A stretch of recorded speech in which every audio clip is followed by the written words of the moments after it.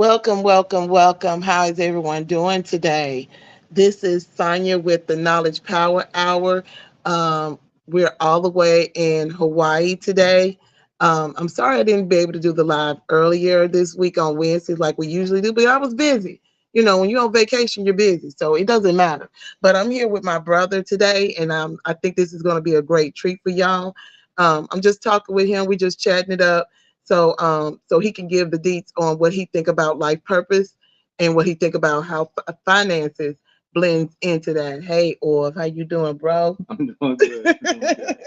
Okay. So, what was it that what do you think about people in their life purpose and how their journey goes? I think it could be what. First of all, I think everybody has a different life purpose.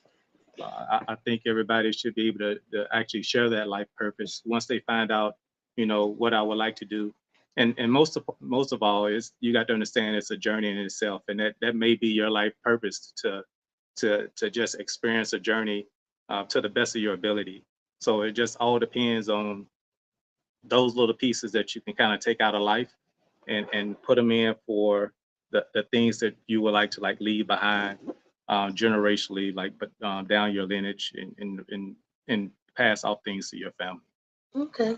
And I think it's kind of hard sometimes, even especially for my generation, when it comes to their life purpose. It's usually that even with the generation before us, that Mhm, sometimes we end up finding our purpose later on in life because we're so busy. mhm. For the younger people, what do you think would work for them as far as trying to find it faster? I would say that just starting off with that. Well, first of all, I would say like I think my life purpose is to make whoever I bring into the world be able to go further than myself. Yeah. And then for the younger generation, I would say uh, you're not going to know everything at once. I Mhm. would say that the cliches that people talk about, a small circles or whatever, I would say expand your circles. You should have your the people that you can trust your life with. But when it comes to like a experiencing your journey through life, Mhm. you would try to get as large of a circle as possible. People that talk in finance, they kind of talk about networks. So you Mhm. have networks of people that you can come to and kind of talk about one specific thing or another specific thing. There's a saying that's saying like, hey, if we exchange a dollar, you have a dollar and I still have a dollar, but we exchange ideas. You have two ideas and I have two ideas also. Mhm. So kind of go through that practice of like meeting people that don't look like you from different places that have different experiences, and I think you'll do well. I think that's a big thing. I think with the generation, some of the generation I'm in, that sometimes they think being close knit is the way to go sometimes. Mhm, And it just depends on what aspect. For me, I have a close knit circle mhm, and I'm constantly pulling in, pulling out, pulling in, pulling out mhm. in order to make sure it's a balance for Yeah. me. But as far as meeting people, like here being in Hawaii, I have had some great Yeah. conversation with people I didn't even know. Mhm, And whereas other people that I was with, they like, why are you talking to them? Or they're giving these weird looks, but why not? mhm. I think conversation is everything. I've learned like different places that we can go and Mhm. do things the Yeah. next time I come back. And so I'm writing things down. So because if you don't know and somebody else know, Yeah. why not? I always tell myself every morning when I get up, I have a millionaire mindset, but I have a billionaire bank account. Yeah. That's the goal because we all sit on, and I try to get people to understand we all sit on in our purposes and stuff with the ideas and stuff.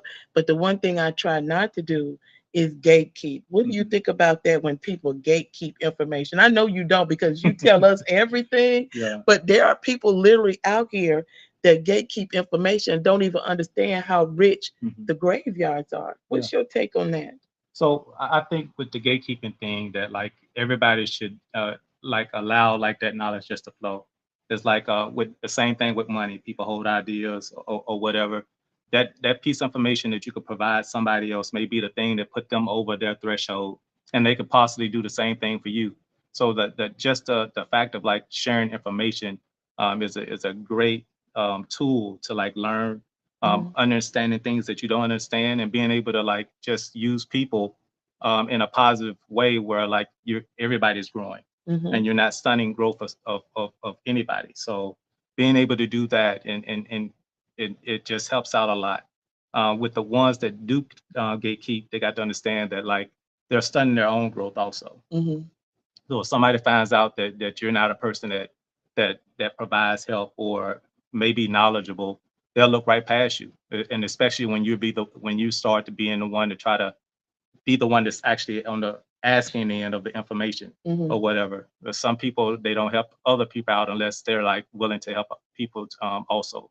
So I would say that would be just something just to understand that like in the long term is something that's not going to benefit you in just like in the long term. Okay. Yeah.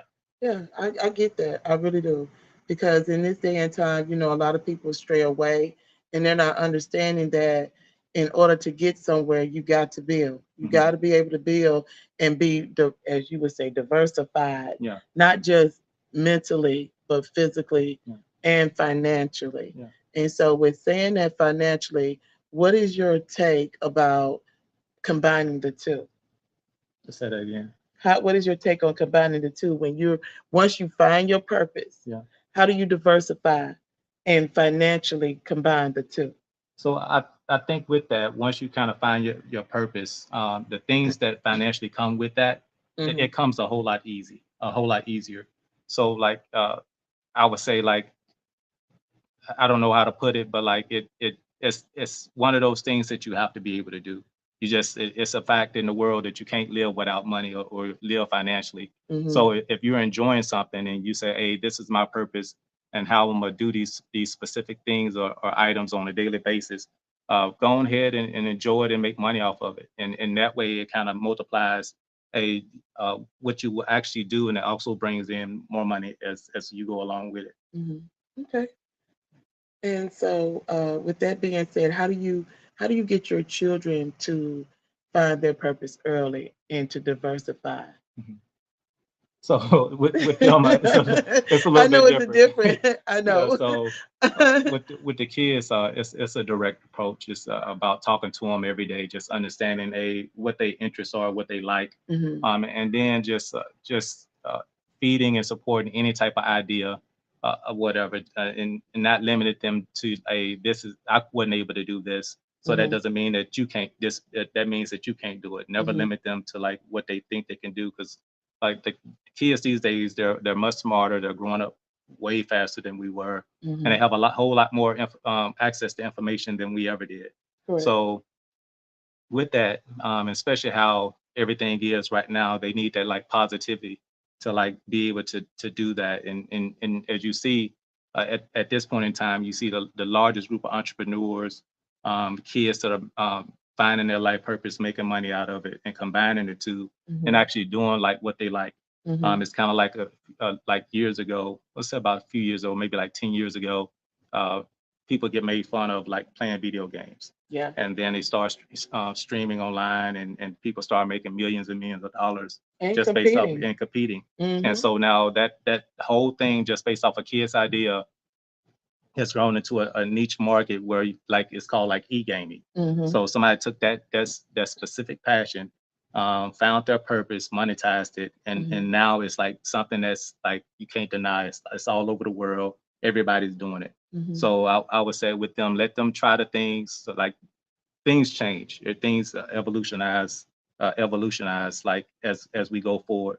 So never try to stunt like somebody's like growth based off of well it happened this way when I was your age. Hmm. Totally different time, totally different access of information, and money is much easier to like get in this day and age. Yeah. And I think that sometimes even with the older generation, and when I say older generation, I'm talking about me because I'm 52, and I feel like and some people put that class of this is the older generation. The baby boomers are also, that's another class.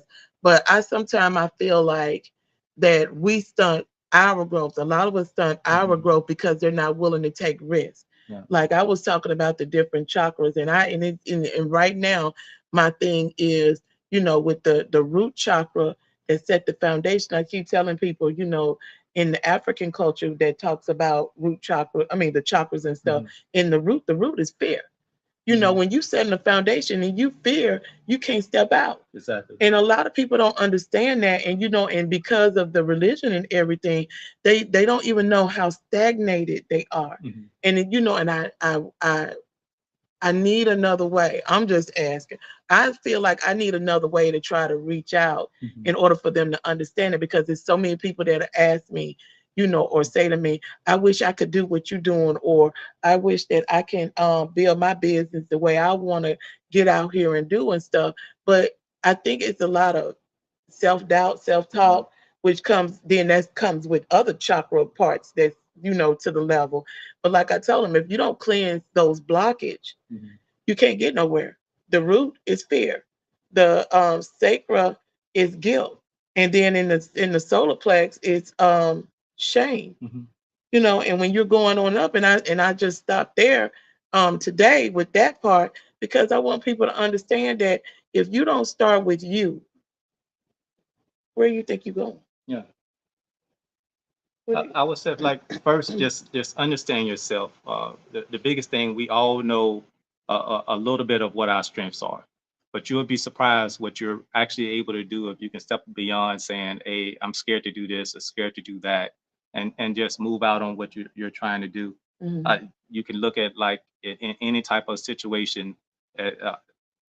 As soon as you start doing things and getting practice at it, everybody has to start off as a novice, Mhm. a novice. Yeah. So like everybody has to start off as a beginner in anything. It doesn't matter. And everybody that you see that's doing well or like at the highest of their profession, all of them, no matter who it is, started off at the very bottom. Yeah. Started at the very beginner level. So Mhm. that's one thing people have to get over. Like, don't worry about what people are going to talk about, what they're going to say behind your back, because the ones that are like actually cheering for you right now are the same ones that kind of doubted you before. And it's not like that's just how people's nature is right now. So you got to just move out and do it, and just say, hey, if you mess up, you learn from it.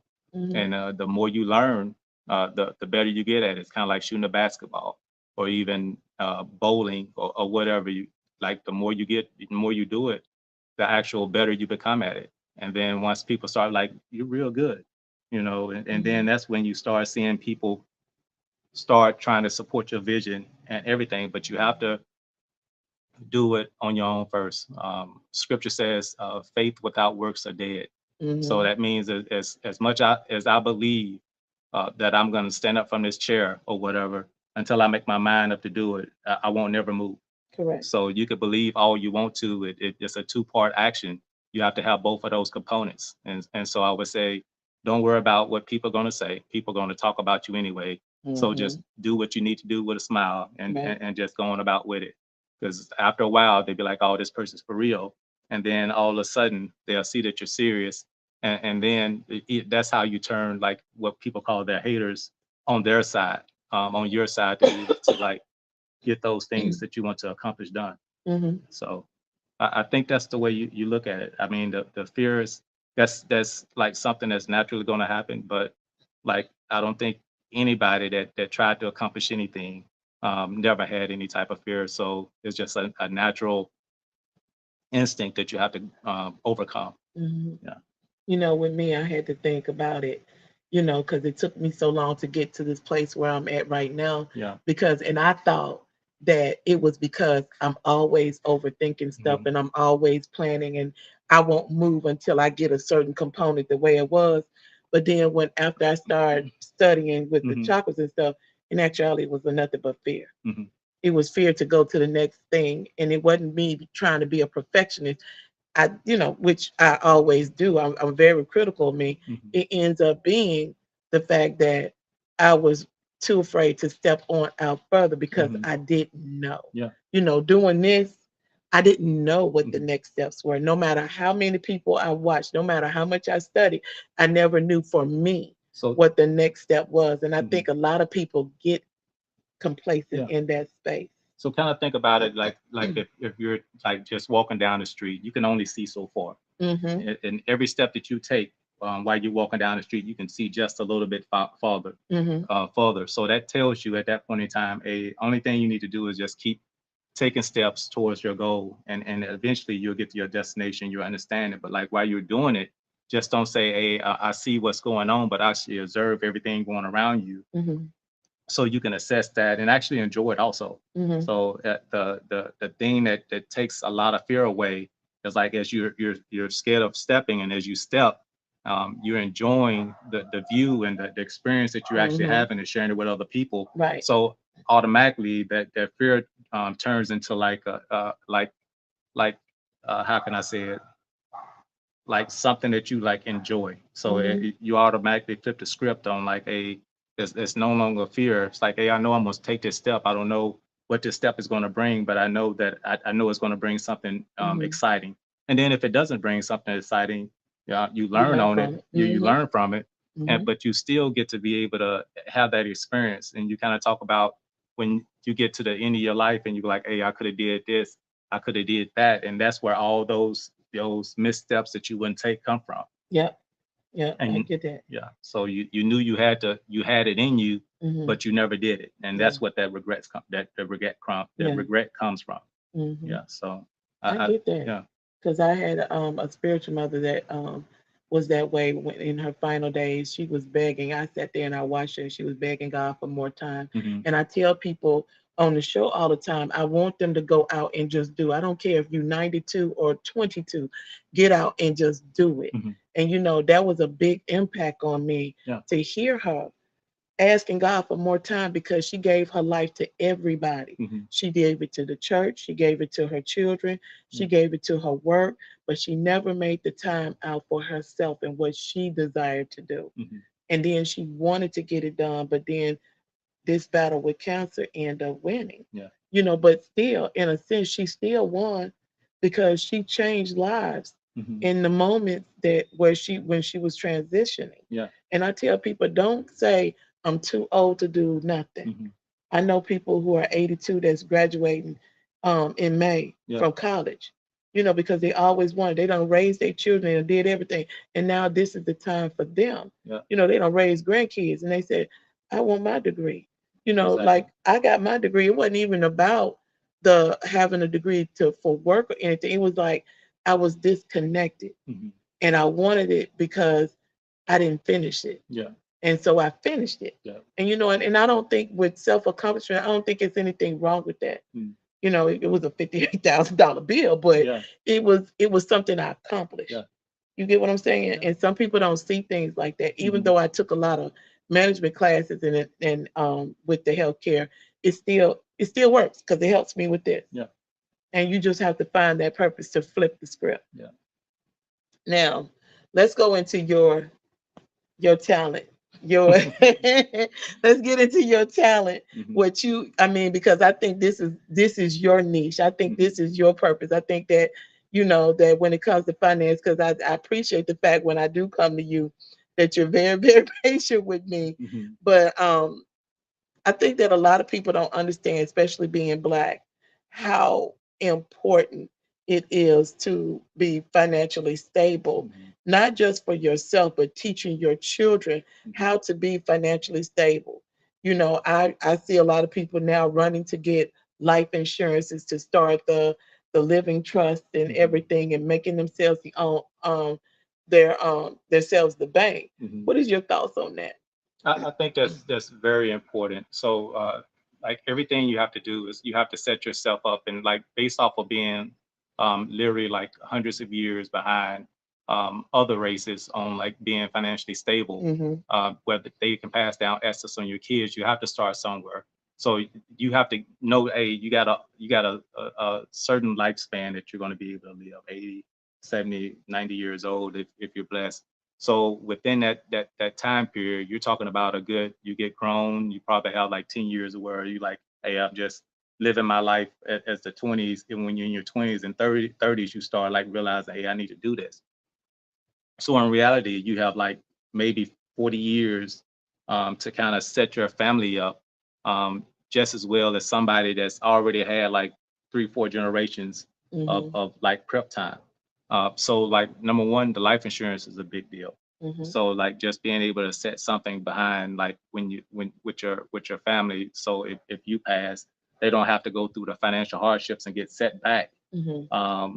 based off of the expenses that you were covering. When you pass, they'll be able to continue on, and that also deals with like funding education, schooling, any type of medical bill, and so forth. And the Mm-hmm. same thing with like the medical insurance. If you're able to set aside bills for other things, set aside your money for those type of investment vehicles, Mm-hmm. and don't get caught up with saying, well, those are like, hey, they're scams or whatever. Those things been set in place to be able to transfer wealth. A lot of times tax free, Mm-hmm. so you don't have to pay any tax on them, and it sets your family up in the best possible way to like continue on, not just doing that same thing for like the next generation, but finding the next like important thing to like invest in. Maybe, hey, the first thing is like in life insurance. I know I'm not going to be able to buy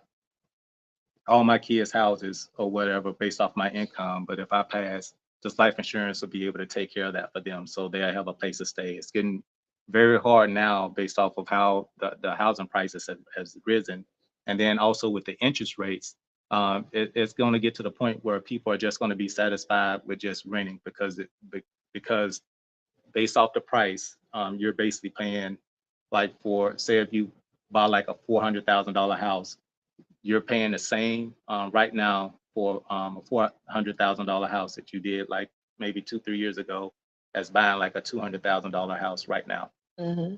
And then with inflation, your purchasing power actually lowers. So Mm-hmm. being able to set your family up for that and having them at a good position where they can carry on the next thing is like, okay, I set them up with the money based off the life insurance, um, and having a plan say, hey, if I pass, pay off the assets we have right now. So now you Mm-hmm. have assets that can produce income, Mm-hmm. and then the next thing you do, hey, let's go buy some more income generating assets. So now you done did in 2 generations, even though you're not there, they're now setting up your grandkids Mm-hmm. and their grandkids' kids. Mm-hmm.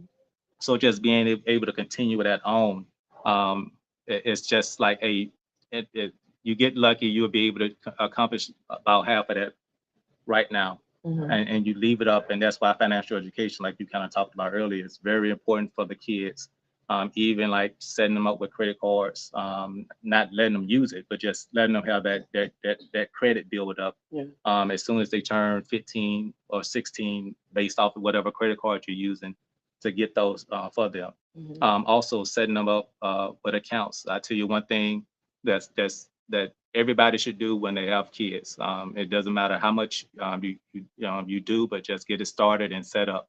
So like once your kids are born, or you have a kid that's born, or even like if you practice and you have grandkids, once they're born, set up a trust. Mm-hmm. With that trust, just put $50 a month in that trust. Over the time of the between that time and the time that you decide to give that gift, you'll be surprised how substantial that how much they have. So when they graduate high school, or when they graduate college, or when they decide to get married, you can pass it. It'll be in their name at once they turn 18 years old.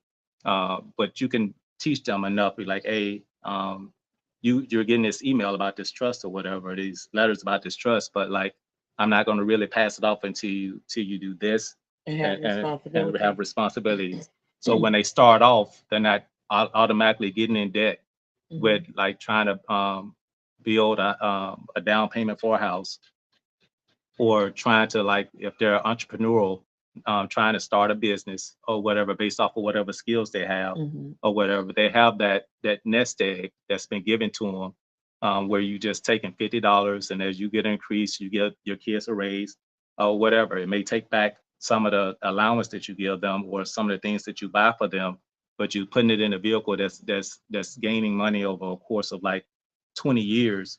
So you're talking about giving like based off of 50 or $100 a month, something like 20, $30,000 about time they get ready to move out in life.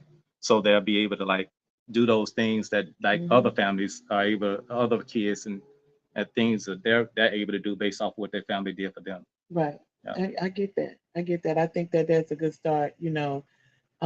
I think people should work on that. I said I was going to do it when my son decided to have me some grandkids, which I told him not too soon. Yeah. But when he do, like I tell him all the time, I said, you got to be able to afford you. Then after you learn how to afford you, then you can afford a wife. Exactly. And then once you afford a wife, then y'all work on affording children. Because I need you set up. I'm a stickler with education and Yeah. everything, and he knows it. Yeah. You know, so I told him, I said, I'm going to be here to help you as long as you allow me to. Yeah. Because what I wasn't able to do for you, the way I wanted to do, I will be able to do for my grandkids. Exactly. Because I'm going to set you up as best as I can right now, because this is my now. Yeah. But I'm going to make sure the grandkids are set. Mm-hmm. And he was like, okay, but we still got a journey to go because he's only 22. Yeah. But still, we're in a good path of the route that we're Yeah. going. It's just to deal with just always starting. It's Yeah. just starting and then getting a routine and a habit. No matter how hard, be like, man, I want to use this $50. Hey, Beyonce's coming to town, and I just need to find $50 somewhere else. Get the seats that's a little bit higher into the stands and put that $50 into your kid's account. Yeah. Or whatever. It's that $50 within like 5 years would be just enough to actually pay for that ticket down the line if you decide to do so, with based off of what you want to do. So like I can't like express enough of like just being able to like educate them, and you can't overbear them because like that stuff for kids is like boring. Yeah. Or whatever. I have a 11-year-old. She likes it because she likes to see, she plays some game or whatever.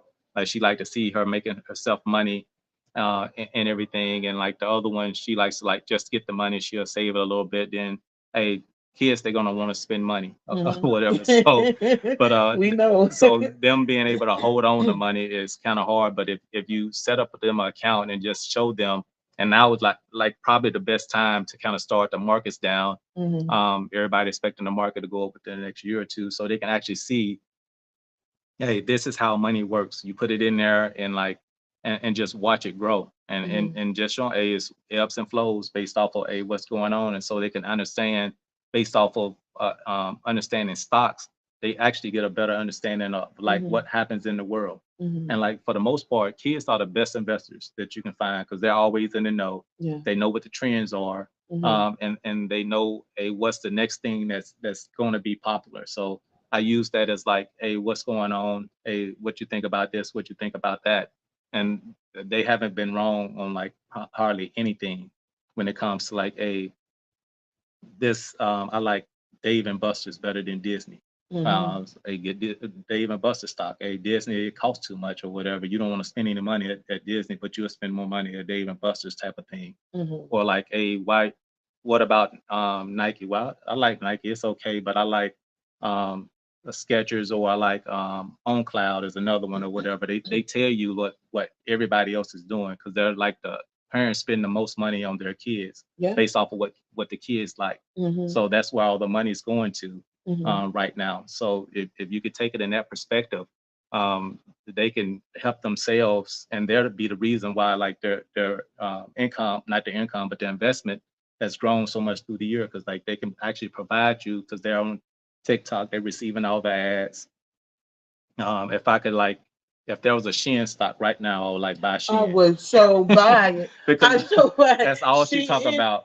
Temu. Timu, yeah. So I like, just I became an affiliate with Temu. They Mhm. send me free stuff, and Yeah. and I'm like, keep working with me. Keep Yeah. working with me. So anything those kids like into and they talk about or whatever, like I would say like invest it and then watch them and then show them, hey, this is what you want to spend with Timu this month or whatever. Don't have to be Timu. I don't think Timu has a stock, but Not like, yet. hey, I use Nike as an example. You want to spend money on these shoes or whatever, and then over the hey, it's this, instead of paying $150 or $140 for these new Jordans, then like, 2 years later of doing that every time you want to do it, you can buy like maybe like, you know, 300 pairs or whatever based off of like the price of it going up. Yeah. So if they're able to see it in that aspect of saying, hey, I had a pair of Jordans that I never really want to wear until I want to like show off on somebody. when I Mm-hmm. own my shoe game or whatever and Mm-hmm. everything. So they still do that. Kids They still. do it, or they don't want to get those creases in their shoes or whatever. Uh-huh. I see these kids, they walk around with like sandals and not sandals, what they call it, Them flip flops or or whatever, those what they call them? Crocs or whatever. Crocs. Yeah, Crocs. Another thing, they wear they you start seeing kids wearing a whole lot of Crocs or whatever, back Crocs, but like they do that versus like putting a crease in their sneaker or whatever. So like if there's a resale market for those things, maybe okay, instead of buying the stock, hey, if you're gonna buy this pair of Jordans or this actual shoe, Mm-hmm. just hold it, make sure you don't um, make it crinkle or whatever, Mm-hmm. and they can actually start like acting like a business where like, hey, I bought these shoes for 140, $150 10 And years. I flip mean, them. like 5 years down the line, hey, I can sell these jokers for like $1,000, 1,200 just based Mm-hmm. off of the value that they're now out. So Mm-hmm. like they got to think in that type of aspect versus wearing them, they're wearing them every day. Within probably about a couple of years, they can't Mm-hmm. use it anymore or Right. whatever. So like even if it's not like stocks. I had a conversation with a gentleman, and I was like, "Well, nobody's going to buy shoes." This was back in 2017. Nobody Mm-hmm. like reselling these shoes and everything. And he knew about a whole like $1 billion industry that I haven't even like looked at of people like buying shoes and Mm-hmm. then going and reselling them. There's So, a place downtown in hmm Atlanta, and I didn't know that's what they did. hmm I was happened to, and I would happen to. I was sitting out there waiting to get into yeah, this restaurant, and I was looking, and I was like, let me Google them. yeah, And so, because all I saw was clothes, but on this wall, it was just nothing but shoes. yeah. And I'm like, what do they do? And this guy had a pair of Jordans that was a 2001 for $15,000. And I It's was like, probably the what? Jordan Dior.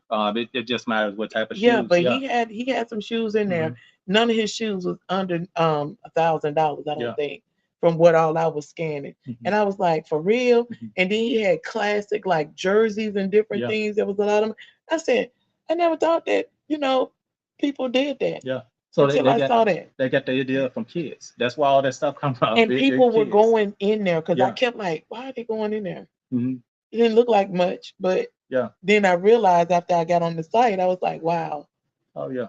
Mm-hmm. That's what so like that's like probably if they're able to do stuff and like them with like they didn't capitalize it now, but what kids getting where they're able to resell shoes or whatever and making it into like $1 billion market. Just think about a person not being able to like not actually stunning their kids' growth Mm-hmm. or saying, hey, you can't do that.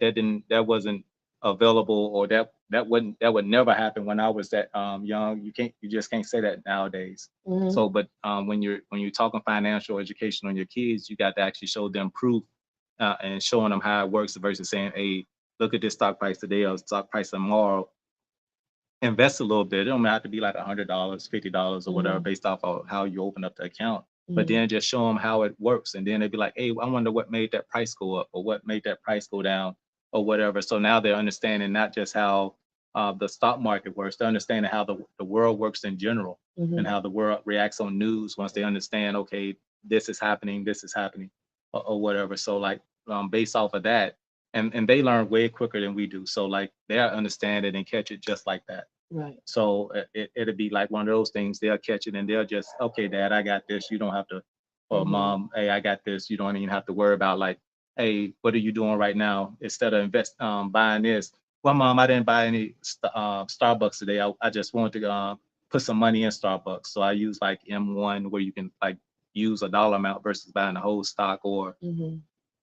to invest in, where I wanted to put the money in this versus like they just spending some money on some Starbucks or Mm-hmm. whatever. So now they're taking their money and they're investing it, and then like, hey, if it goes up $100 or whatever, then they're like, okay, I did 100, I got another 100. Let me take that 100 out. So now I still got another 100 that's still working money for me. Mm-hmm. So if they start thinking like that versus just spending money all the time and not seeing any return in it itself for instant gratification, Mm-hmm. uh, I think like anybody's kid, it'll pay off in the long run.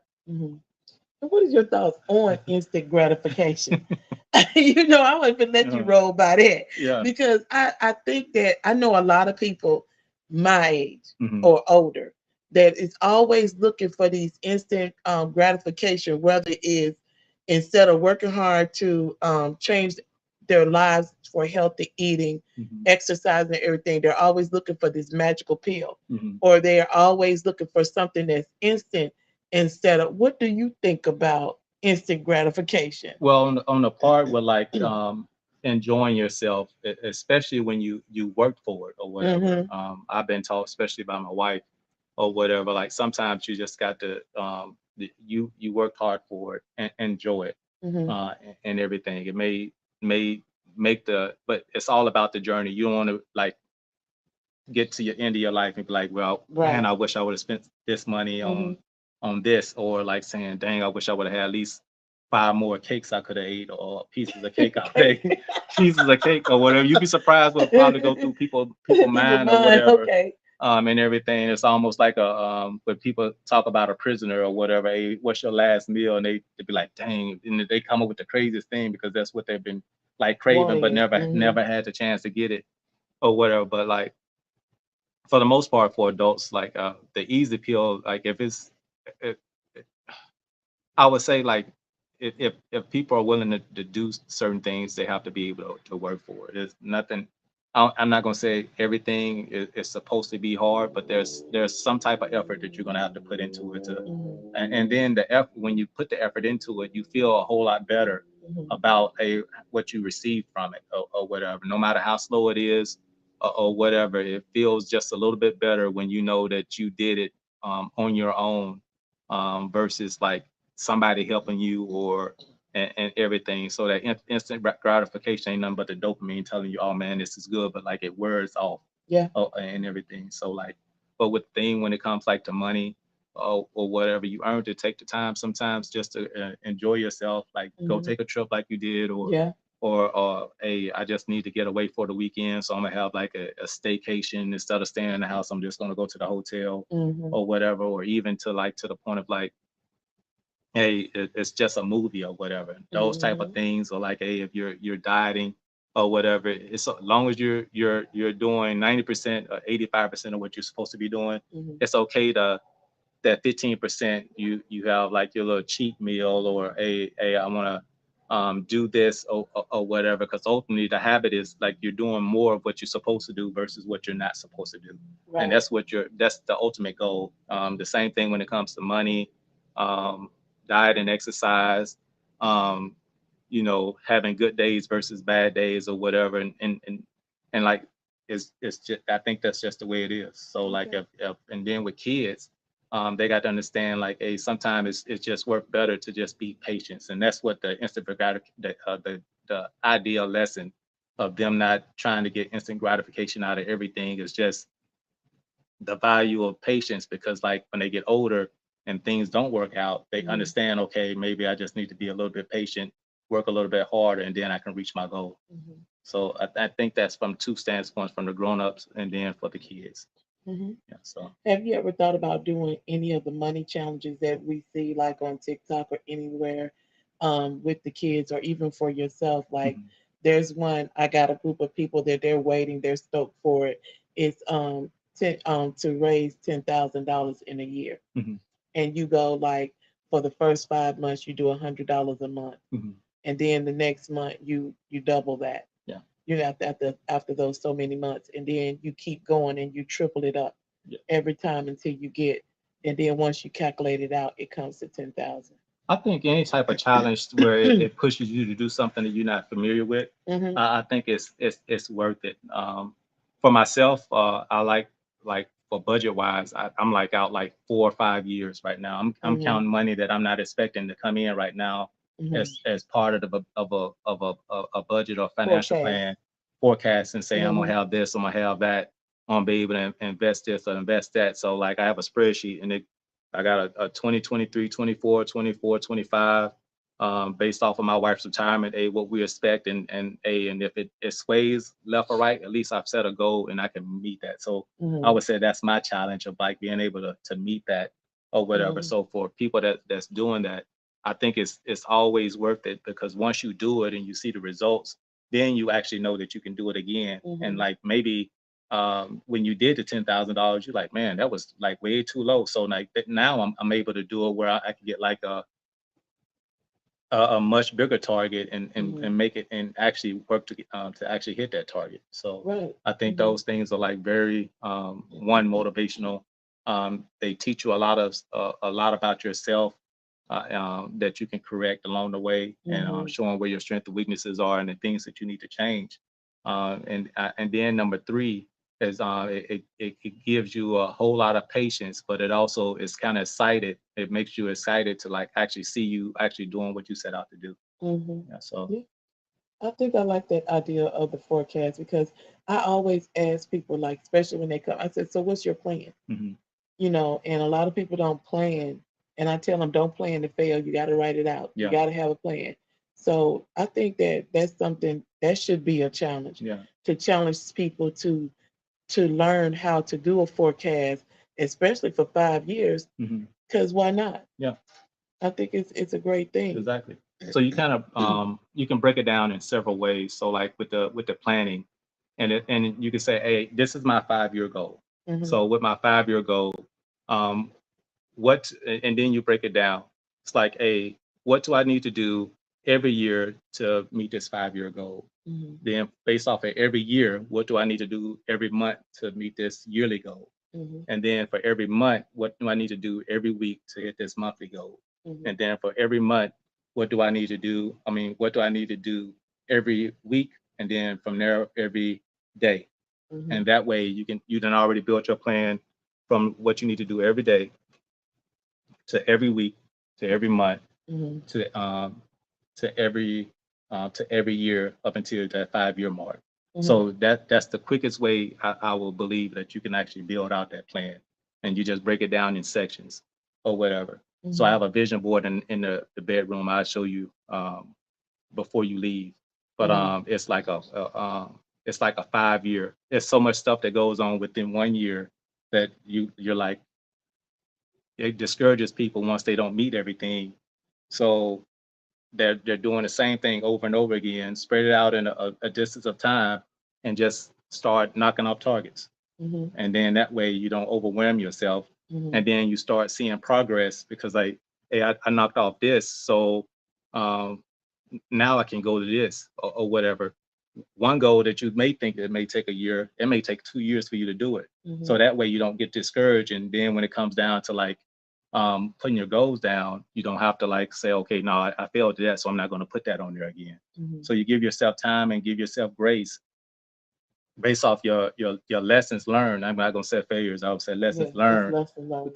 to move forward. So Hmm. like on the thing you'll see it said 2021 to 2025 Hmm. or whatever. So like half of them on there I haven't even met yet, but I know at some point in time I'm going to hit them Yeah. and everything. And I think everybody should be able to do that. I know I'm my biggest self critic. You're yours, but like understanding like and being with your own biggest critic, you have to give yourself grace and give yourself lenience because like you just don't know what you don't know. Hmm. And the other thing is, and if you're actually doing it and then you meet somebody and you have that conversation, we kind of talked about networks earlier Yeah. and everything, they may just be that person that gives you that little piece Hmm. where you was like at 85 and you need another 15%. They give you that next 15% that actually put you over the hump. Hmm.